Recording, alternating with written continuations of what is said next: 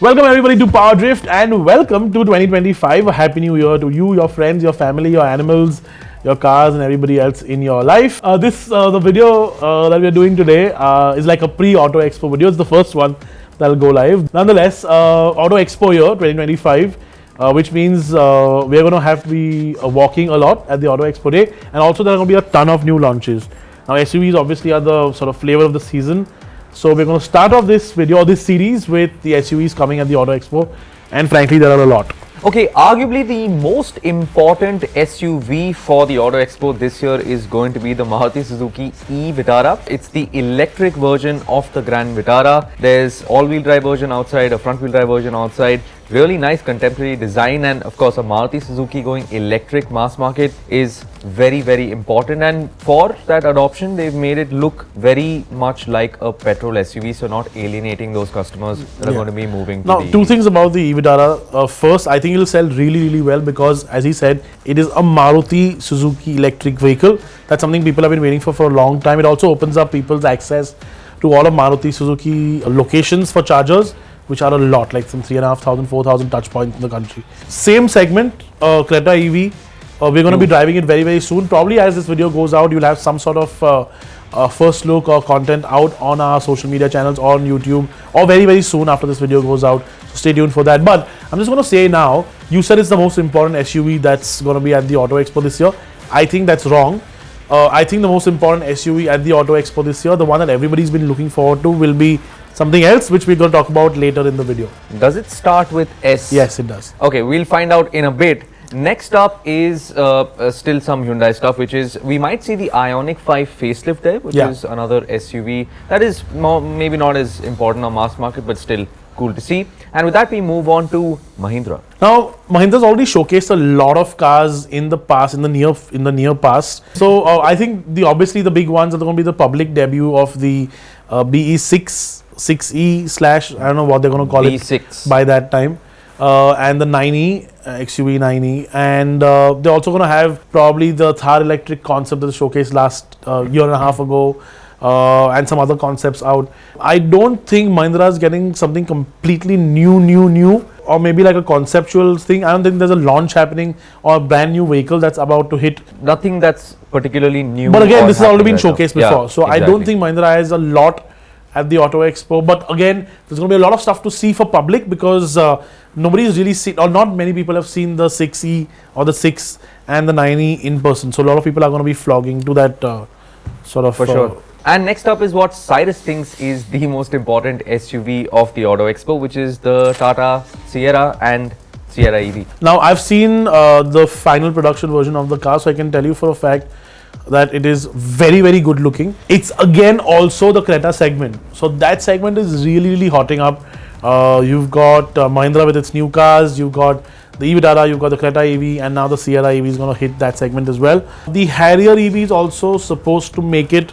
There have been rumors recently about that whole project being sort of canned in favor of the Sierra. I don't think Tata will do that. They've put in a lot of money into that. And we've seen the cars being tested for years for like a long time. So I think they're just going to sort of launch it and hope people adapt to it. But again, with the new Mahindras, the Sierra, the Harrier sort of seems a little bit pointless now. To be a little, I know we are going to be a little harsh with them, but it just does. And that's what the people are talking about as well. We did miss out on Kia in the middle. I mean, if you talk about like large manufacturers.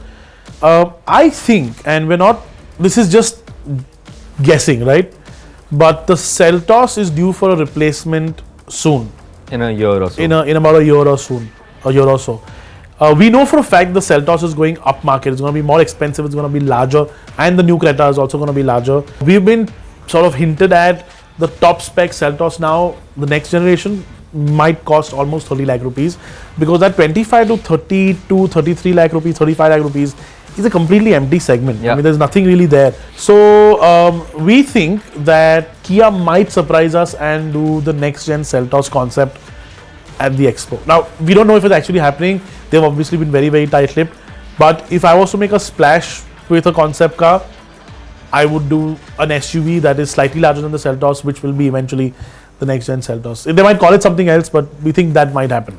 Kodiak update, like a new Kodiak, which again is something that we are going to have in India and it's going to be sort of assembled in India. CKD Yep.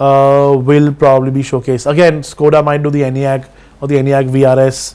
Again, they've had the ENIAC being displayed at different events for many years now, but Skoda Volkswagen as a group have not been too keen on the mass market electric side of things. We're waiting for their plans to firm up. Yeah. But until then, at least they have some interesting ICE vehicles coming Yep. up as well. Next up is Toyota.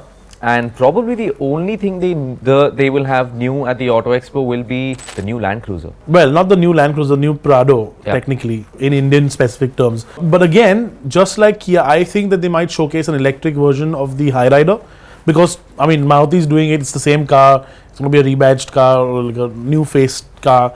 So it also makes sense for them to do like an urban cruiser electric for India, which we know that they are. Are they going to bring it to the Auto Expo or not is a question that remains to be seen. But Prado, I believe, is coming.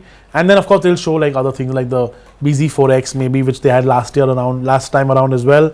But again, didn't come to India. Yeah, not a lot from Toyota. I mean, Lexus might show a couple of things as well. But again, the real attraction on that might be the electric urban cruiser. After that is MG. Now, MG doesn't have, I don't think they're going to do the SUV. I don't think they're going to do the Gloucester facelift at the expo, maybe a little bit later, although that's very overdue. Yeah. But we know for a fact they're doing the big van. Now SUVs, MPVs are sort of blurring the lines here, but it's called the MIFA 9. I know it's a funny name. I don't know. I don't think it's going to be called that in India. I think it's going to be called a name like how the Gloucester or the Hector or the Windsor is. On the same British theme, they're going to find something else. What do you think they're going to call it? Yeah, so they had this at the Auto Expo last year as well. Luxury MPVs have kicked off, as we've seen in the past. The Carnival, the Wellfire, in, of course, very different segments. Also, the interesting thing is now MG is sort of coming with MG Select, which is like the high-end boutique dealership network. And they were waiting for that to happen, for this car to be present there, because this is not a typical MG. It's a much more expensive MG. And it will be in those dealerships. So it's definitely coming. It's definitely launching in India this year, and we expect it at the Auto Expo in its Indian form, Indian spec. Company that's similar in terms of vibe and origins is BYD, and they've definitely amped up their electric portfolio in India, and it's going to get bigger with the Sea Lion 7 is the name of the SUV. It looks almost exactly like the Seal. If you just take a Seal, jack it up a few inches and just put like bigger wheels on it. Looks very similar, coupe SUV styling. The same sort of big touchscreen in the middle with which rotates around. There's multiple drivetrain options outside. It looks cool, and BYD has done really well in terms of pricing, in terms of their variants. I think their cars are really nice. Oh, also, they needed something a little more premium in the SUV space. I mean, they have the Atto, but they wanted something a little more premium. This does it really well, and again, it'll be priced very competitively. We think about 45 to 50 lakh rupees for this, and BYD is great on range, actually great on performance. They drive well. So, I mean, if you don't have the whole tag, which you know what we're talking about, a great option to go for. BMW next, X3 is coming to India, the new X3. I think it looks great. I know there are people who don't like the way it looks at all. I think it looks very revolutionary. Compared to the X3 that's there right now? Look, the X3 has always been a very different car from generation to generation. If you see the first X3 to the second X3 to the third one, they've been very revolutionary in their design, whereas BMW normally is evolutionary. They sort of take their chances with the X3, which they don't do with like a 3 and a 5 series or a 7 series, which I think is great because it just does look flashy. People like flash in general, and it looks cool. It does. iX3 is also coming with it, as BMW has been doing with all their cars. We've had 5 Series, i5, 7, i7, stuff like that. So iX3 will happen together. So the X3 is also bigger now. Yes. Has more space on the inside. We're expecting the interior, not just expecting, you've seen it outside, of course. The interior is a whole step up and looks very new generation BMW, similar to the XM and the iX, and not similar to what we've seen with their, the X3, the X5 in the past. So it's going to be a big step up in terms of product proposition in the market as well. Yep. Similar sort of competitor, but a little more expensive, similar size, is the Porsche Macan EV. Technically, it's already been launched, but deliveries haven't started yet. So we will have a first showing of the car maybe at the Auto Expo, a first public showing, and then deliveries will start soon after. It's technically launched last year, so I mean, is it a brand new car or not is something that we can sort of discuss about. but the Porsche Macan EV is coming to the Auto Expo as well. Okay, and one of the final notable new SUVs coming to India is from Vietnam, from a company called VinFast. They've had not great reviews worldwide, but they do have some interesting products. Cyrus has some more insight on what those products are going to be. But we're expecting the VF8 and the VF9 to make their debut at the Auto Expo. Yeah, now the thing with VinFast is they've been sort of waiting for an India entry for a while. I think they're going to be priced competitively because it's not too far away from India. So maybe import duties and stuff. I mean, look, shipping and import duties and stuff might not be affected.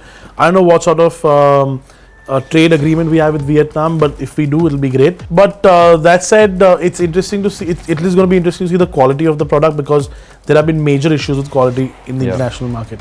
We've sort of rounded up with Mercedes-Benz, who we know is always very, very active at that Auto Expo. We don't know really what the SUV offering from them is yet because we literally have everything that they make internationally it already exists in India. But there's always somebody to bring a surprise. So maybe they're going to bring in like a G63 4x4 square again, not maybe to launch in India, but just to showcase, or like a concept of some sort. We do know that some sports cars are coming. We do know there'll be a lot of new launches from Mercedes as every year. But and of course the public sort of debut of the EQG will be there as well. So that rounds up our list of SUVs at the Auto Expo. There's going to be a lot of stuff that's happening, of course, apart from SUVs. But we thought we'd start off with this because the list, as we saw, is huge. It is huge. And up next, you should also check out the next video that's dropping on the Auto Expo series. Thank you so much for watching, guys. We'll see you on the other videos. There are about 4 of them, which will go out every day for the next 4 days. So stay tuned for those. And as always, comments below. What did we miss? Did we miss something? And what are you looking forward to most at the Auto Expo? Thank you.